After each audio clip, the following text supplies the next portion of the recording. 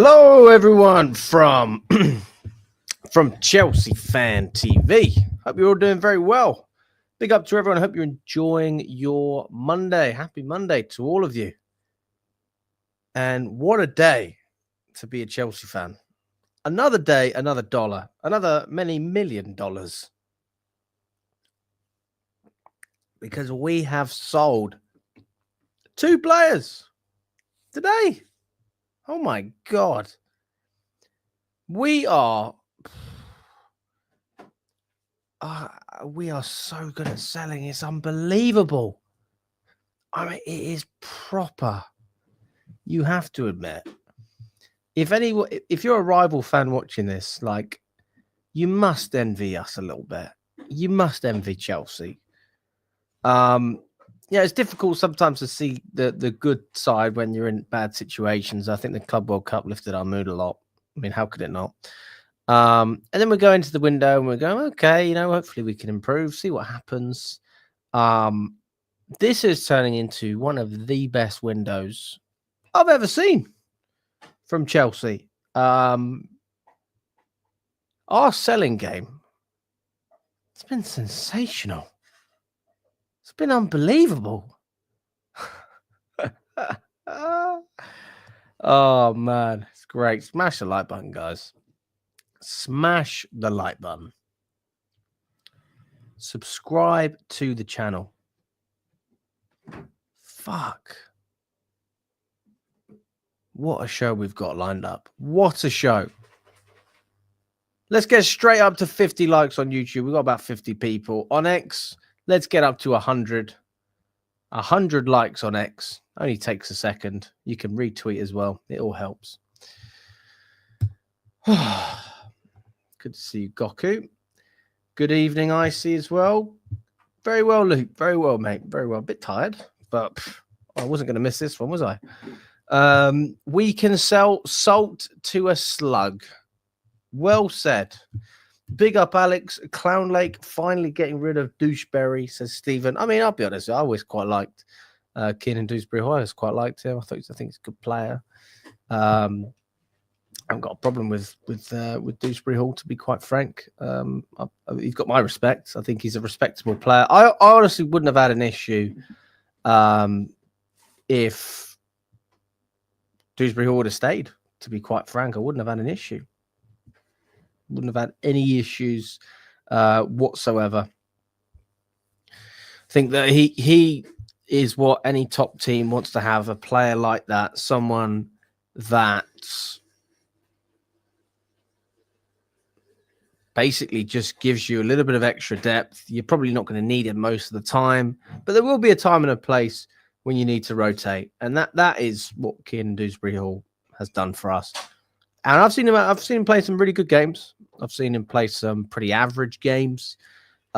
He is not a bad player, but if we're being totally honest, he was never going to make it as a first team option at Chelsea, and that's just the harsh reality. That's the harsh reality of the situation. But I think we can all appreciate he probably wanted a bit of time, and I respect that. I think any professional would want that, and that's fine. That's okay. It is what it is, And I think that David Moyes has got a great reputation at working with players who basically you think, oh, maybe his stock's not as high as it should be at the moment. David Moyes is a quality manager, and he will turn Dewsbury Hall. I can imagine them working very well together, because Dewsbury Hall's not just this midfielder who likes to pass out, etc.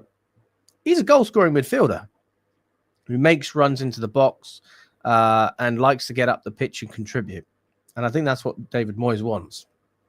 So I can see Dewsbury Hall doing very well.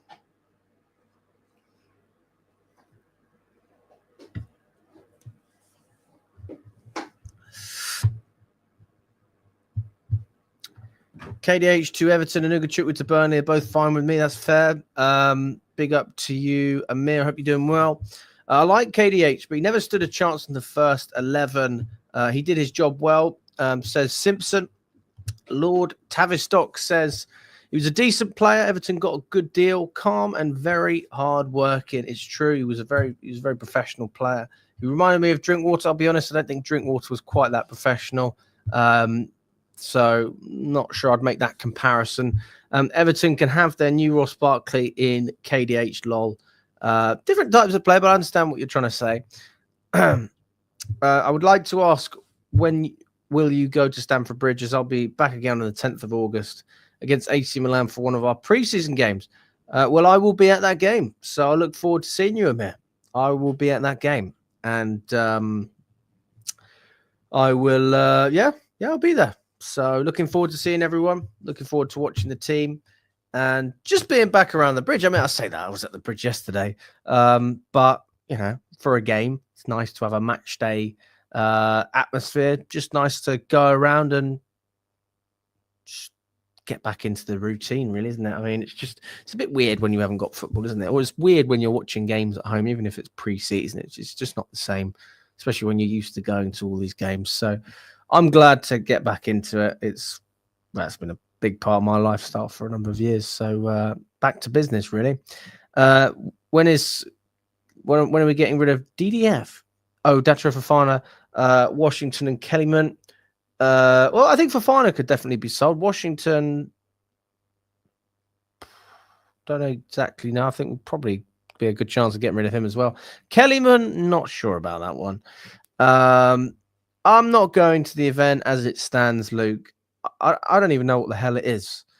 I mean, what is this event that's going on? I mean, I've heard about it. I mean, what is it? Chelsea event. I mean, let's see if I don't know.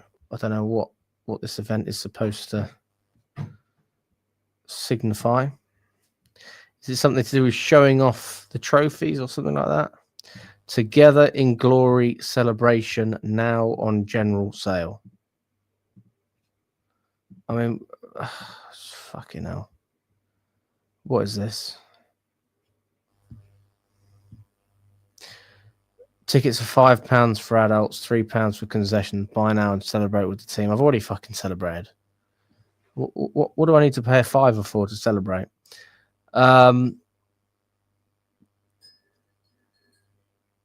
It's a chance to be a part of Chelsea's history. Right. Members of both teams will be in attendance. Oh, okay. We're talking about the WSL and the men's as well. Okay. There'll be live music and entertainment as well as the FIFA Club World Cup trophy won in the summer, officially placed in our museum cabinet for the first time.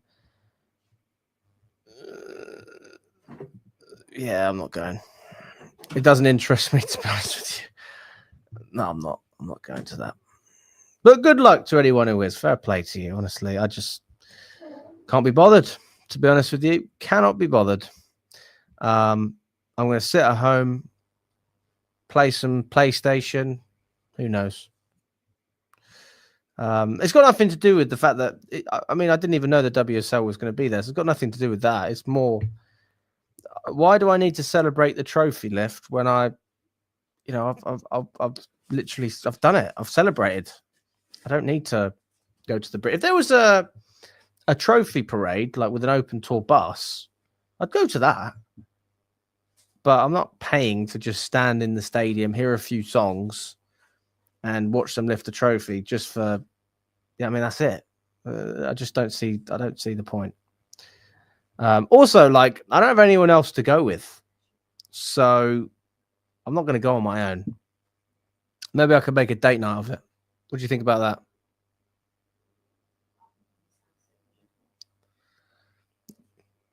She said no. No date night for me. Anyway, right, let's crack on, shall we, people? Let's crack on. Let's get into the swing of things. We've got almost 100 of you on YouTube, around just under 400 of you on X as it stands. Really appreciate everyone that's watching so far. Let's set a target, people. We're on 35 likes on YouTube. Get up to 50 and I will get started straight away. Get up to 50 likes. Once we're there, I'll crack on. Smash those like button. Any chance of selling for far? I reckon. Oh, we talk about the defender. I think that's going to be a stretch, to be honest with you. Yeah. Yeah, I'm not going to that. I mean, it does seem like that to me as well, doesn't it? I mean, let's just do the maths. Not that I'm honestly that bothered, but all right, let's just imagine. Okay, let's average. It's £3 for a kid, right? Is it £3 for a kid? £3 for concessions. Don't know what the fuck that means. Right, let's just say it's 4. Let's average out as 4. 4 times, let's just say 40,000. It's 160k for that. So, I mean, they're raising some good funds. Why are we signing Garnacho? Mount repay. I'll be honest with you, mate. I'm not as against this Garnacho signing as a lot of other people are. I'll be honest with you. I think he can contribute. I'm not sitting here saying that I'm this massive fan, but I think he's a player with potential. I think he's a player that can help. I think he's a player that ticks a lot of boxes. And basically, we're looking at another Sancho, and whether he can perform better than Sancho or not, we'll obviously find out.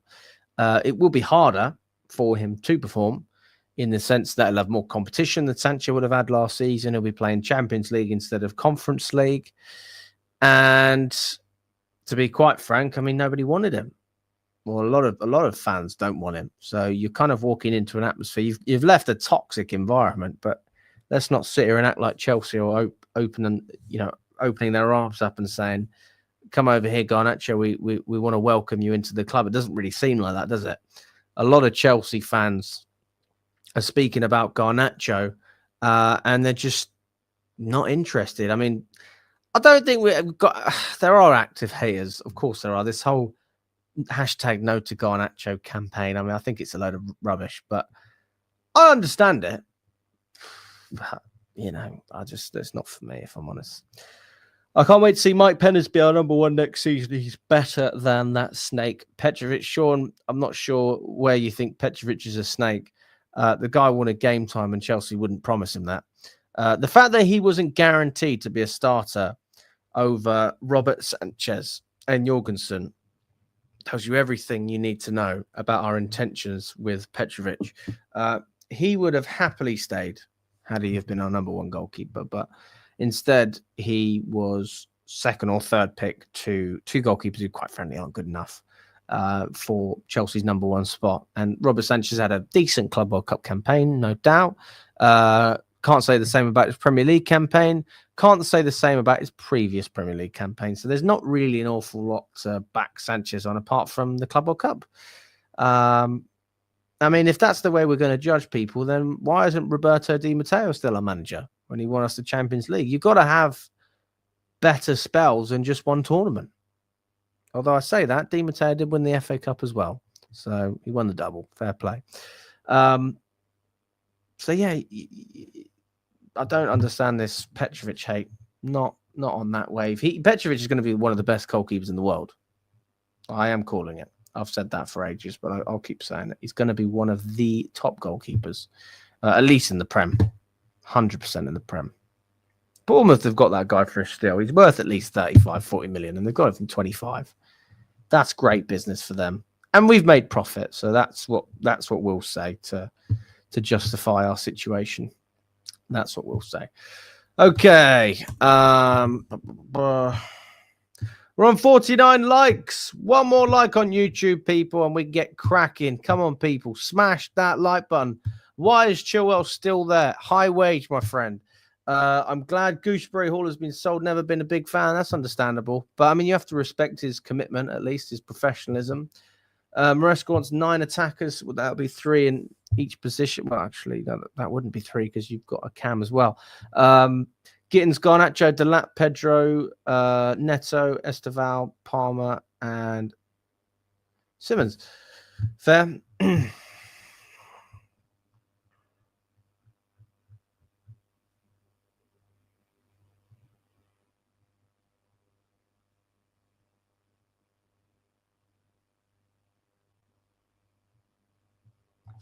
Yes, Eric Ten Hag is the manager of Bayern Leverkusen, mate. So the haters have gone at you when he scores. I take it you won't celebrate. Hey, who knows? But it's still Chelsea, mate. You can still celebrate, even if you know. I didn't like Maresca, but I still celebrate every time we scored a goal. I mean, you can still celebrate. Just don't like the guy.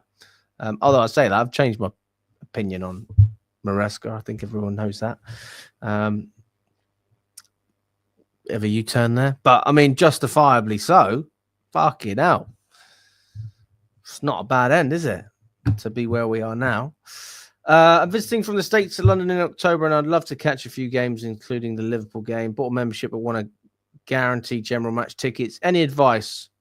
Spend lots of money.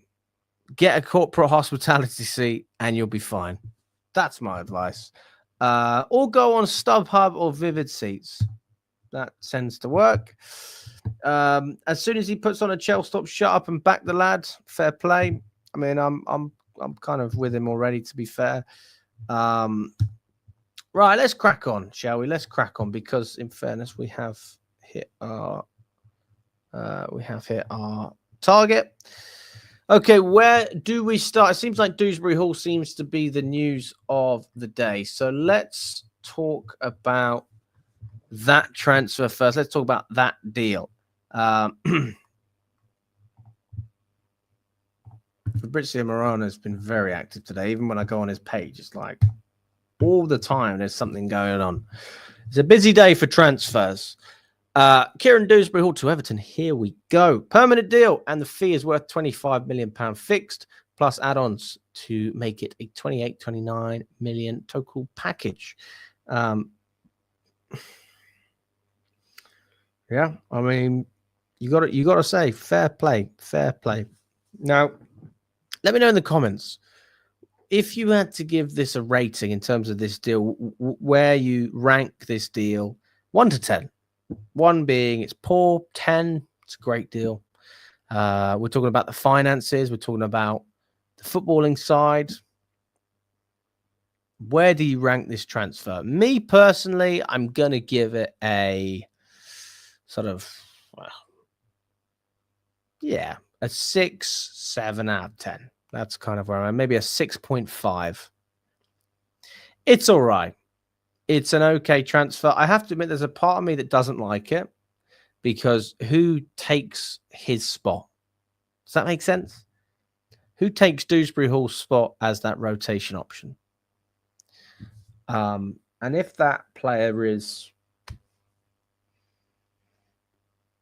that wouldn't be Garnacho, they'd play in a different position, but let's just say, I don't fucking know, Javi Simmons, I guess, or Santos.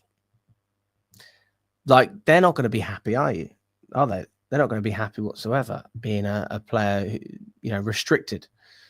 So I always think that when you get rid of these players, or when you have these players, you have to really appreciate them, because very, very rare to find someone who's good enough to be a part of your squad, not quite good enough to start for you every week, but good enough to be a part of your squad and still bring something to the table that's worth having in terms of his, application, what he's like in the dressing room, and being able to perform when called upon. And I do feel like Dewsbury Hall has had a relatively okay season for us. He's not been great. He's not been bad. He's had some bad games, don't get me wrong. He's also had some very good games. I personally think that it's a difficult player to replace in that mark. But if we're literally saying Santos is a replacement, fair enough. But my concern would be, where's the game time? Like, this guy's going to want to play. So just from a dressing room, squad morale perspective, you've got to be careful with that, especially when you've got young players who want to get cracking straight away. They want to get into the team. They've got international call-ups to think about. These things are all important. And I think Dewsbury Hall's a pretty level-headed character to have in there.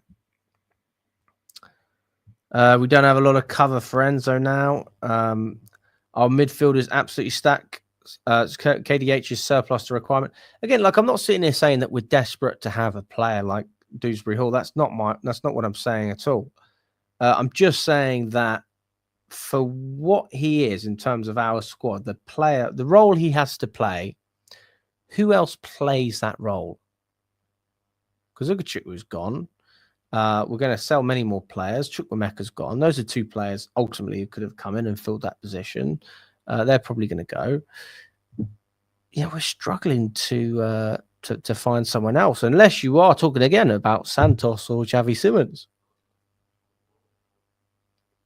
In which case, did Chelsea sell these guys the dream? Because I don't think they come to Chelsea to not play. They've come to Chelsea to feature regularly. That's why they're here.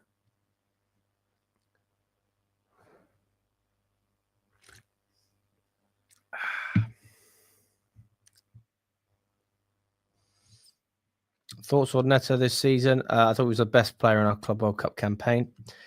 And I think he can perform very, very well in the Premier. I'm looking forward to seeing more GA from Neto. I think that's the one part of his game he needs to improve on, and has improved on in the Club World Cup, to be fair.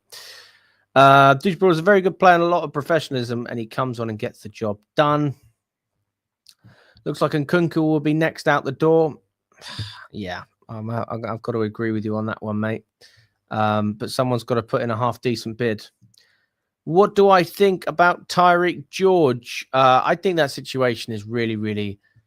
it's a little bit sad, if I'm honest. You have to admit, it's a little bit sad, because you never want to see a young player that wants to leave. But at the same time, I think we have to accept that what Tyreek George is looking for isn't anything that we can offer.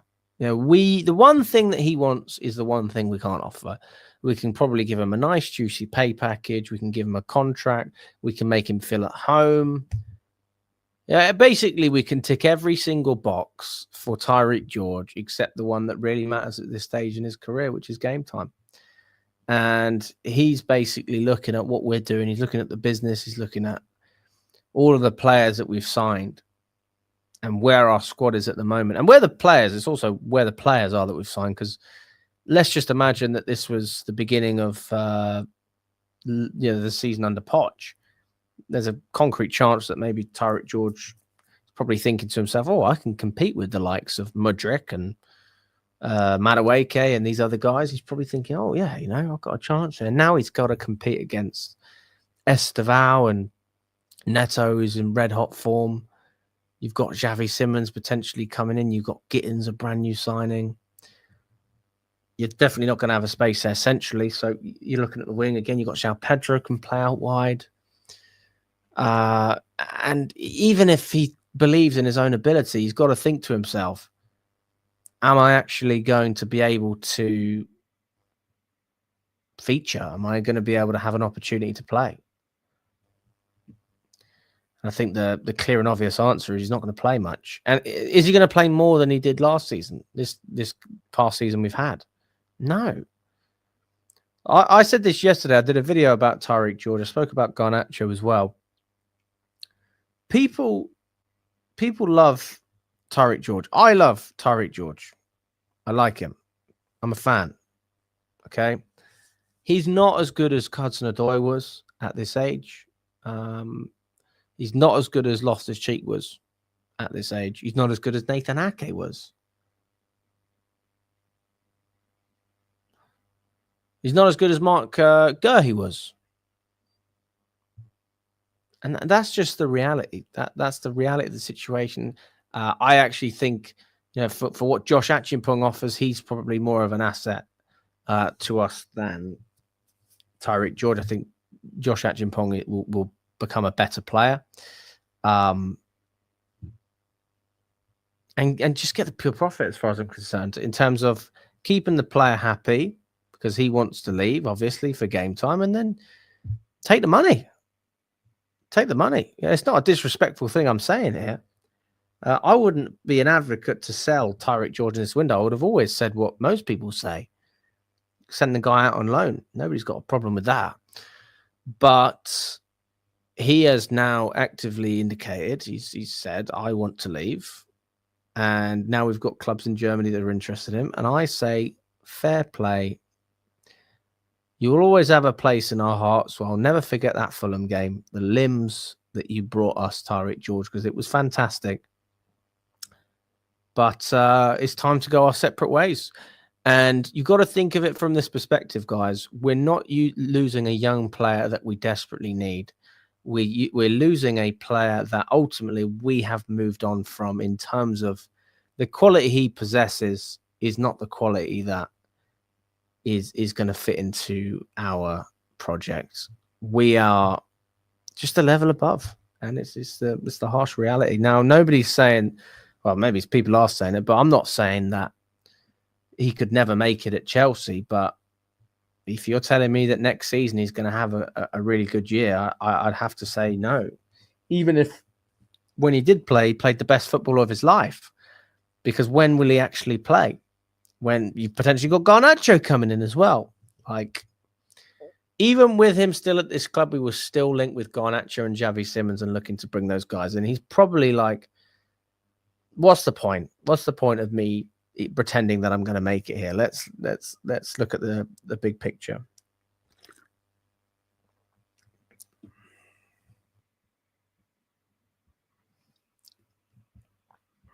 Newcastle bomber. Ooh.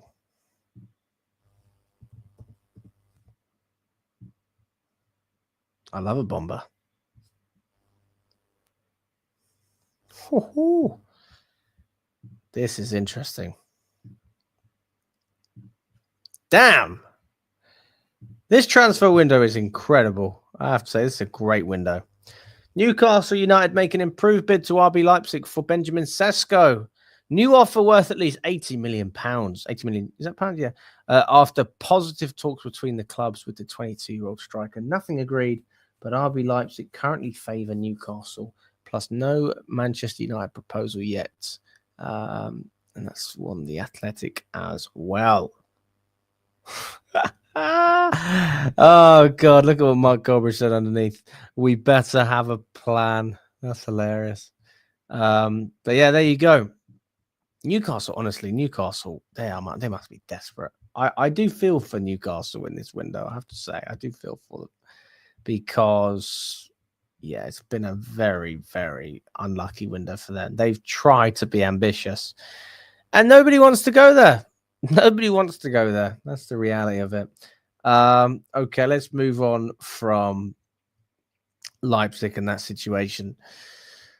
Leslie Uguchukwu to Burnley is also here we go. Here we go, number 2. Permanent deal for over £20 million. Now, this is a signing that, unlike the Broha deal, honestly makes sense. It makes sense for Burnley. It makes sense for Chelsea. I'm glad. Look, I'm happy for Burnley in terms of this player. I honestly think that Bro has just a fucking weird transfer. I think it's just a weird one.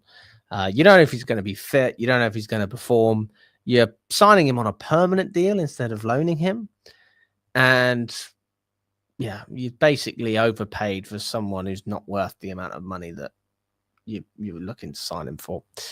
Whereas Uguchukwu, I think there's actual value there. He's a young player who has played minutes in the Premier League, not many, and has shown signs that, you know, he's got a lot of ability. But like with any player, you need to see what they can do with better players around them. And I do think that, well, I don't know the ins and outs of Burnley, but surely that Burnley team's got to be better than what Southampton had to offer. Surely. And I'd like to think that Scott Parker is going to play slightly more practical football as well, as opposed to trying to play tiki-taka against Man City. So, listen, I'm looking forward to seeing what Uguchukwu can do. I think it's a good signing for all parties. Good signing for the player as well. Like, go out there, get some experience in the Prem. There must be a clause if he gets relegated to the Championship or something.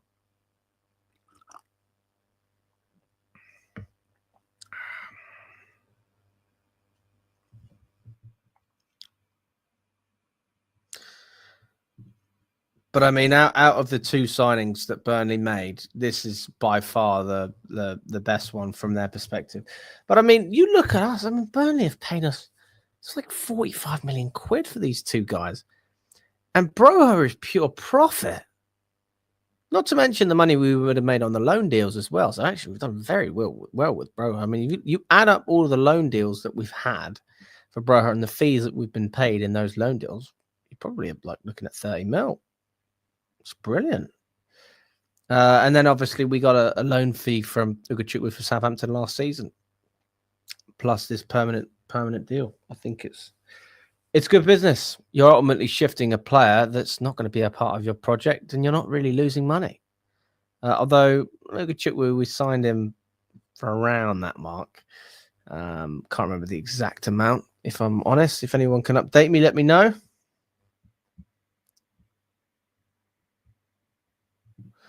We should be sending some of our younger players out on loan instead of selling them outrightly, because potentially a couple of these signings may not work, like Sterling or Nkunku. Yeah, but the thing is, right, and this is where our motto is elite, you'd have to say, is that we are easily able to move on players, unlike Sterling or Nkunku, especially Sterling, because their wages are high.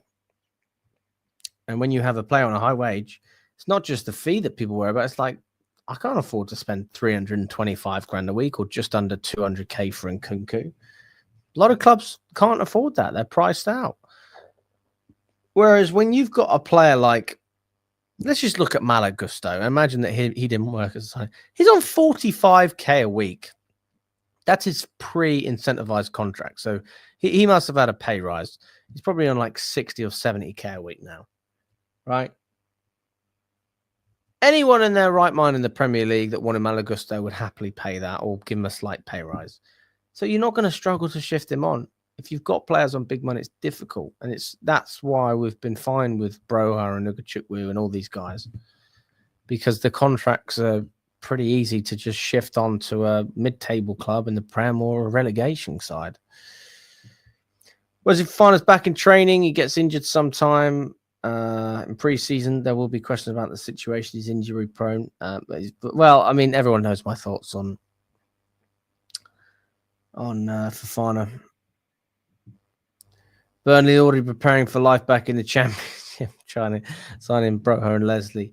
Crazy spending 20 million on those two. Crazy, we got them for that. I mean, I actually think Uguchukwu was worth the money. I don't think that Broha is. I think that was a strange deal. I mean, if you are honestly in charge of recruitment at a club, like, what makes you single out Broha as the signing that is going to bring you to the next level? What makes you think that? I'm really not sure.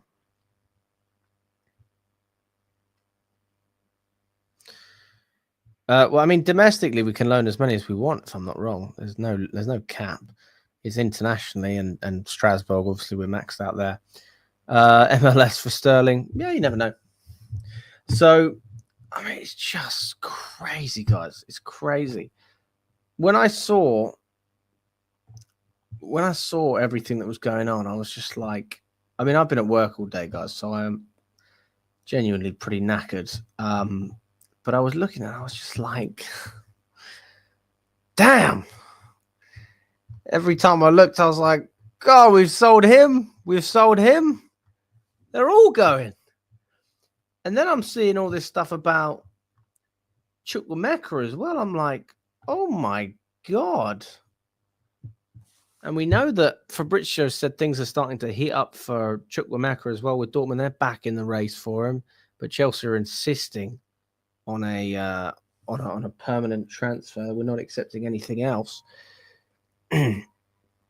But apparently, according to this particular source, Chelsea's transfer fee demand for Chukwuemeka is now significantly lower.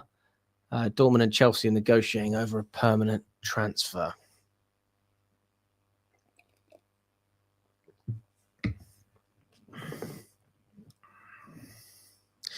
Now, this is a player that, quite frankly, I've always liked. Big fan of Chukwuemeka. Huge fan. I believe this season he could have really helped us.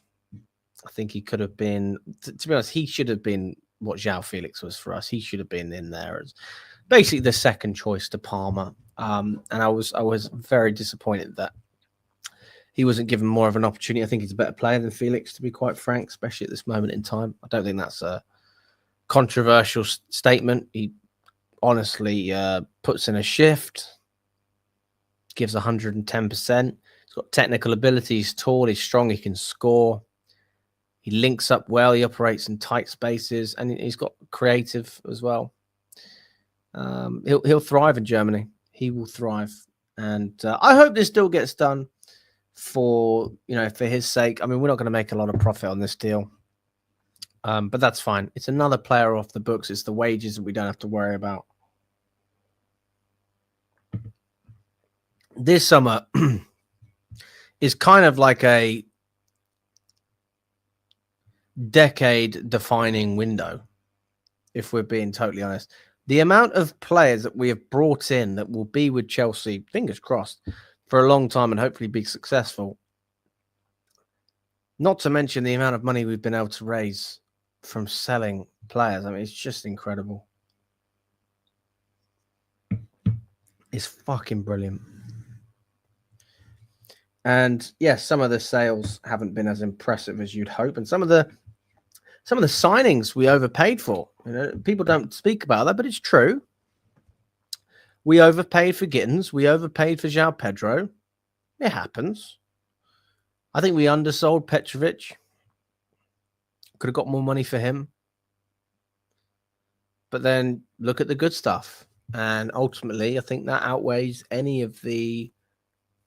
It's not really negatives, is it? It's just like me picking at things that I think we could have done slightly better. But I mean, no one's perfect, right? No football club's perfect. Most of the time, people are complaining because clubs have been absolutely rubbish. I mean, I'm struggling to find any negatives at the moment. I'm struggling.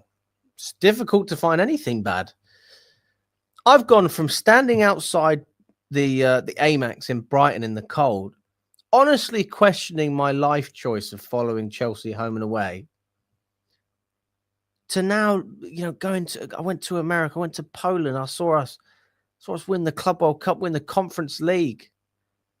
And I just think, oh my God, this is what it feels like to be good. And we are back. We are so back. I'm not on that, we've got to win the league. That's certainly not where I am. Especially not after last season, the way we started.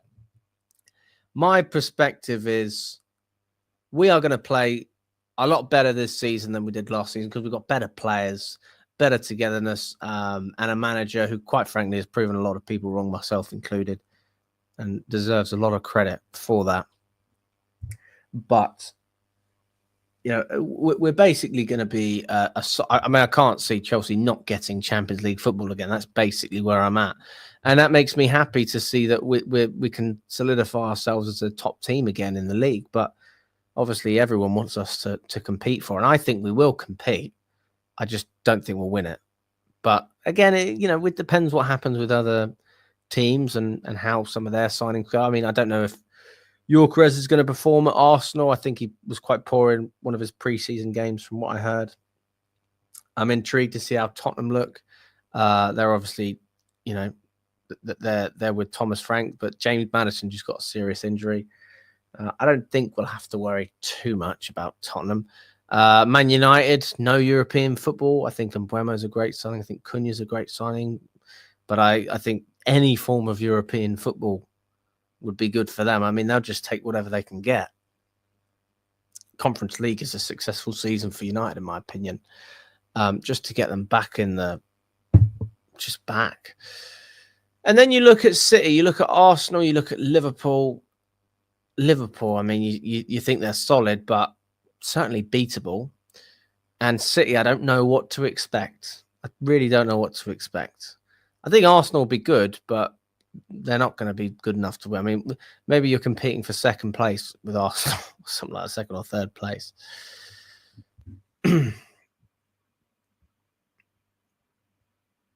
Dortmund are interested in Sancho as well. Morgans, good to see you, mate. Always a pleasure. Always a pleasure. Reece James though that one hurts the hardest. He's world class and a beast, but he's one running game away from injury, and it's sad to see. Well, let's not be sad. Fucking hell. Let's be happy he's not injured. You can't be sad about something that hasn't happened yet. That's like me saying I'm going to be sad when, I don't know, when my family dies. I'm a family member. I mean, I know someone's going to die, but they're still alive. I mean, their funeral might not be for like 25 years. Hopefully longer. I'm not going to cry about it today, am I? Just enjoy it while you can. We overpaid for Palmer.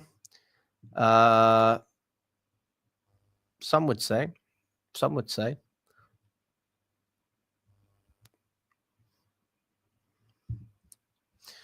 Big up to Bruce. Disassi, what's going to happen to him? Well, again, we don't really know at this moment in time. Trusting Sanchez again for next season seems like a massive avoidable risk. Could get a better keeper through the door for less money than Garnacho. Well, I mean, the goalkeeping situation seems to have opened up a little bit. I mean, James Trafford is off the table, and I know there was a lot of talk about him at one point. He's gone to City. I think that's a good signing.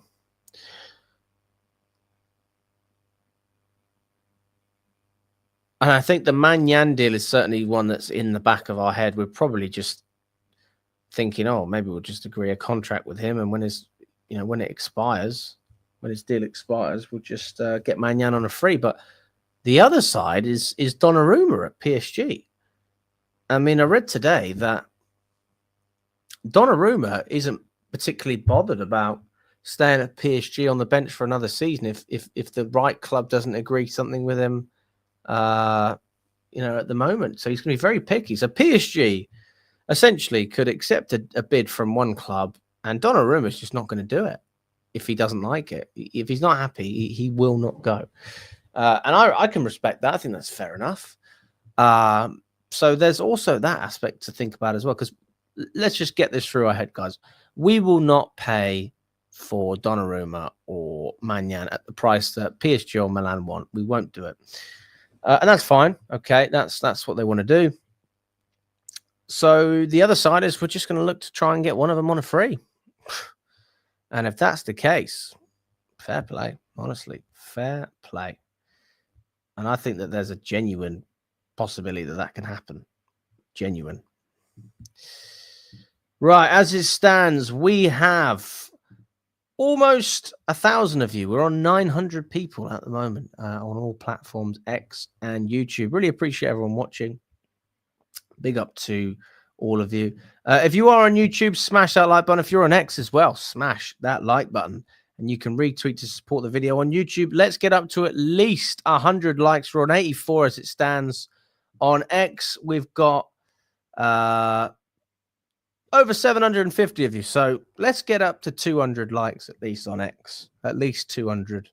Big up to everyone. Did you hear what Jimmy Spliff said earlier? He doesn't want our club or club players playing against Leverkusen and AC Milan.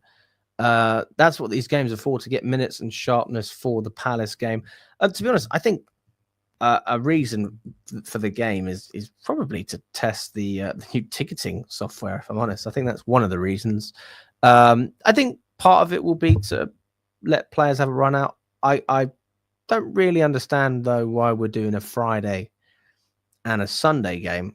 That doesn't seem to make any sense for me, because if you're going to, usually what you do in a pre-season game is you play 45 minutes with one team and 45 minutes with another team. How's that going to work? Are we going to do 45 minutes on Friday, two separate teams, and then do the same thing again on Sunday? Or are we going to have players that actually play longer than that and just do separate squads each day as well? Can't say I remember the last time we played a preseason game sort of 2 days after another preseason game. That's a bit strange. Not to mention it's quite expensive. I mean, I spoke with the Chelsea Supporters Trust.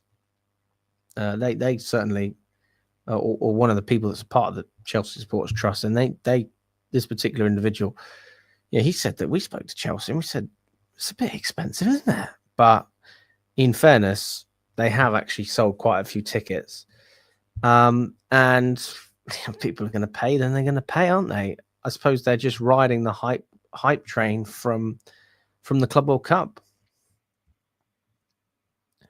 Bruce rates the Garnacho signing. Fair enough. Listen, I rate it at the right price. That's the way I am. Again, I think they'll go for free for Donnarumma. I don't think they'll pay for him.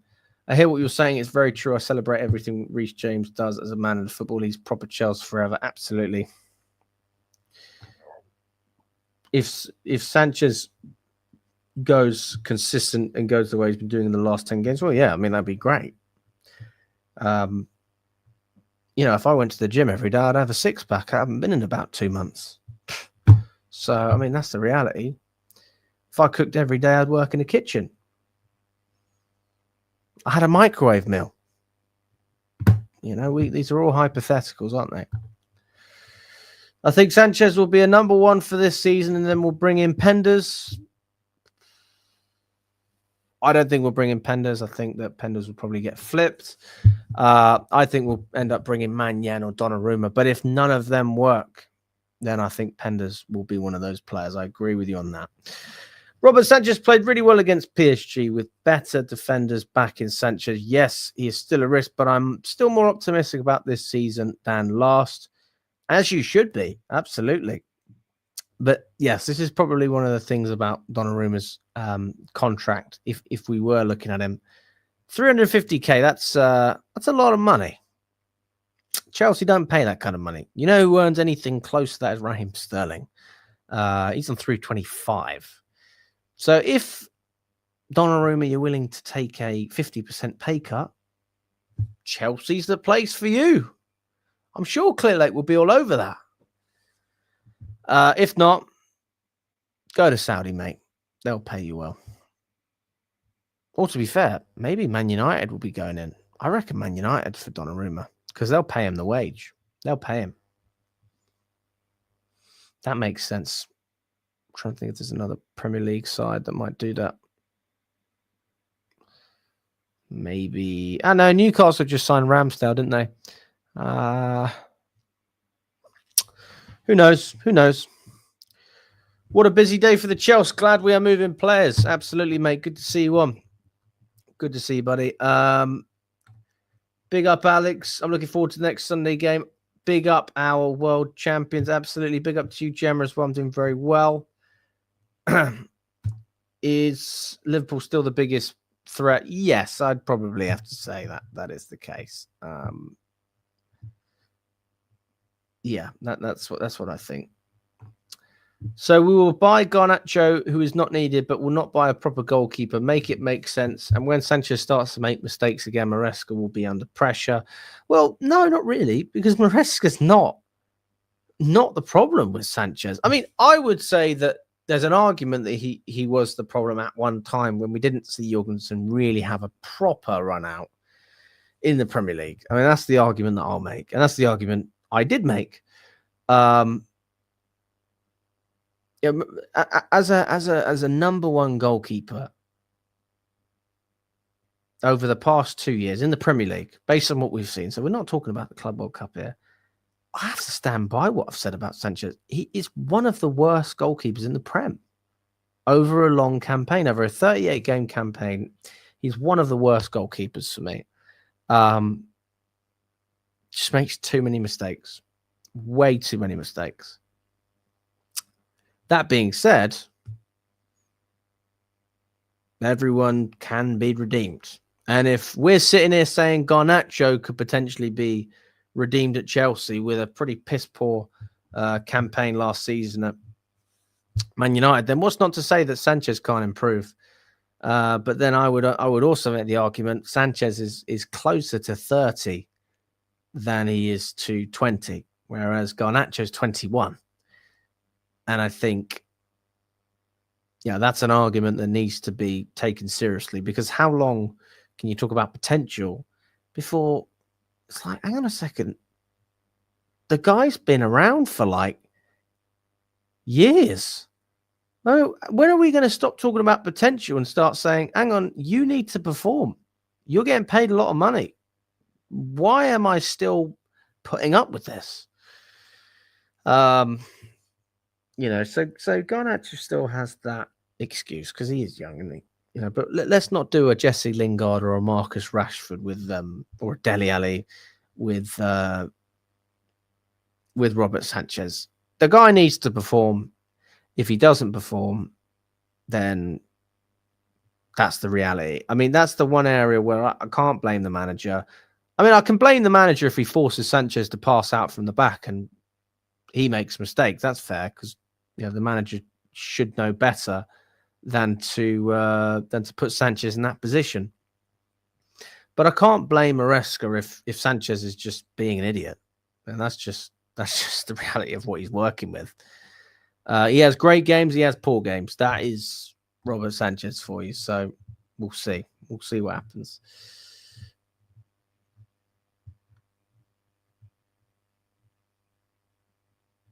I believe that Maresca definitely has a say. I do believe that. But, I think that the difference is that we used to see managers really dictate everything. And now he's almost like a consultant. He might consult. He might speak to the recruitment and say, listen, this is what I think. But they may not go with his advice, but I'm sure they think of it and take it into consideration. Sanchez is a very good shot stopper. He just needs to improve with his feet. I mean, I don't think he will improve that much with his feet. Having said that, in the Club World Cup final, his distribution was incredible. That was beautiful. And I would be very, very happy to see more of that. But we'll have to see what happens. They were beautiful, weren't they, those long balls? Top goalkeepers are really expensive, and you would struggle to find a top goalkeeper for 30 million. Almost impossible. We paid 72 million for Kepa how many years back? That's very true, mate. Very, very true. Again, I think we're just being opportunistic and hoping that we can get this player for a cheap deal. I guess that has to be the thought process. I mean, apart from that, I don't really know what else to tell you. Everybody knows that we need a goalkeeper. Nobody's shying away from that. But I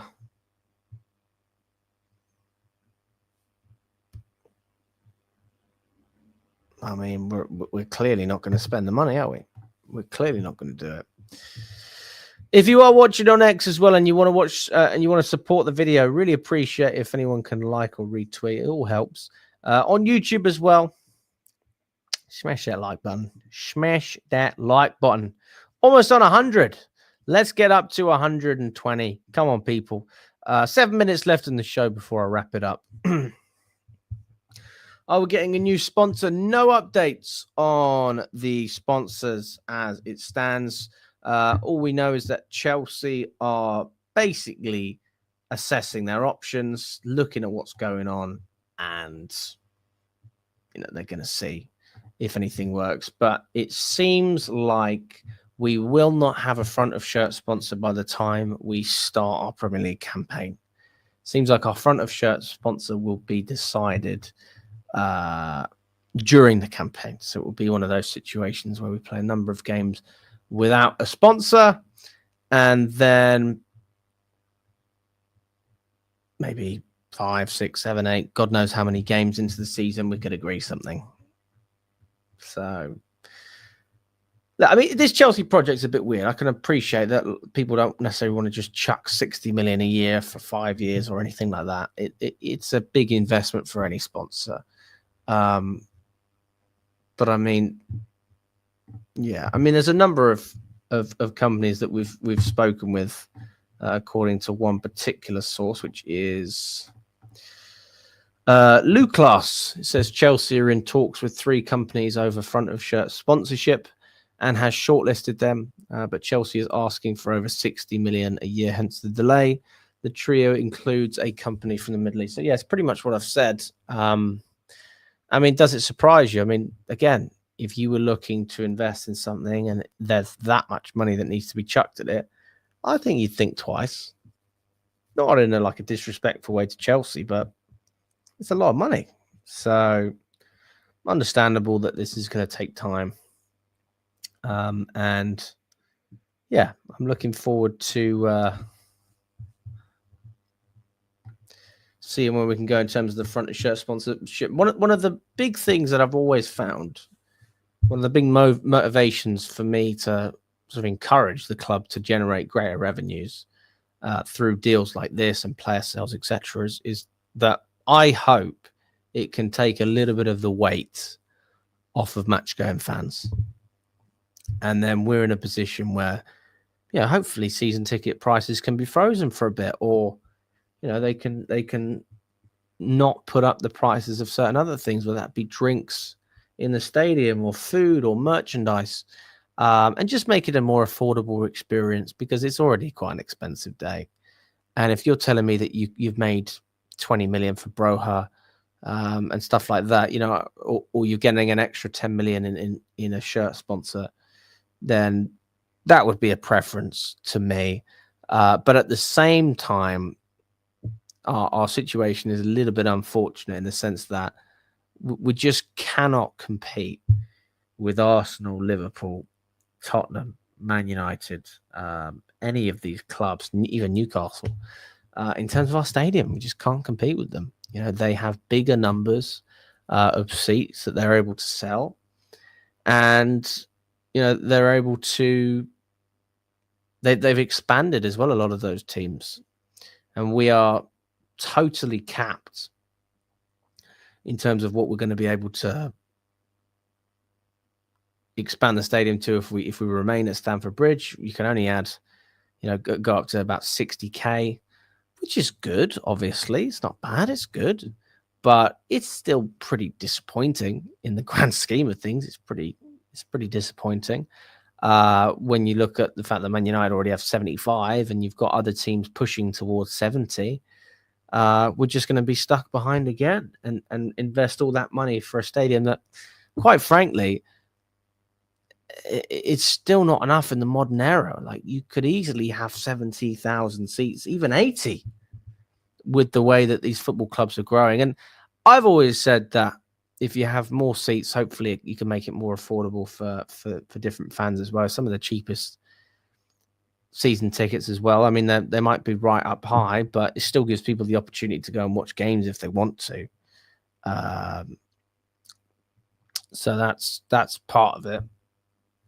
But I mean, if we're being totally honest as well, there are games where Chelsea don't sell out our stadium. I mean, fucking hell, your garden, all these other games, like half of the tickets were sold to Swedish fans. So I think when things are good, Chelsea will be absolutely fine. But if we ever have a period where we struggle, I mean, we've seen it before. We can't actually sell out big stadiums when the going gets tough. So not that should be a problem. I mean, hopefully we're past that stage and we're going to have another, let's just say 7-8 years of success, fingers crossed. But I don't think we'll have a new stadium until Clearlake are gone. Clearlake are not interested in building a new stadium. Top Bowley is, but Clearlake want to sell the club for a profit. And I think they might do it if they keep going the way they are now. I have to say, very impressive the way we've been able to generate revenue. It's all about cash flow with these companies. And Chelsea, you've got plenty of cash flow to show. Remember, the only way you can prove cash flow in football really is to sell players for a profit, and Chelsea are bloody good at that. So there you go. Let's go for a couple of things. Oh, definitely, it's going to help with sponsorships, 100%. Samsung, that'd be an interesting one. It's free money that they didn't get from last year. Just get a deal done with someone so we can look like we've got our shit together. Some Scottish teams have a different sponsor from the front and back. That's fair. People would pay to watch the likes of Estevan and João Pedro. At least I would. But I'm American. Oh, of course we'd pay. Of course we would. But I don't think it's... I mean, again, if we talk about tourist fans, it's different. I'm talking about fans who go every week when I say we need to keep it affordable, whether you're American or not. I mean, if you go every week, you are a match-going fan as far as I'm concerned. Even if you go every month, you're a match-going fan. And those are the type of fans that, I think it's important to try and build a club around. Listen, guys, we almost have 1,000 people watching. Respect to all of you. Honestly, big respect. I don't know why I decided to get back into the dual streams on X and YouTube, but I thought, why not? Why not? Let's do it. And big up to all of you that's watching. I really appreciate your time if you just jumped on as well. Hope you're having a good evening. It's getting a bit late in the UK, so I'm off to bed. That's what I'm up to. I'm off to bed. I'm gonna drink my Club World Cup water. That's PSG's tears in there. Donnarumma's tears. And I'm going to have a great evening. I'm going to go to bed now. But listen, appreciate everyone watching. Enjoy your evening. And we'll catch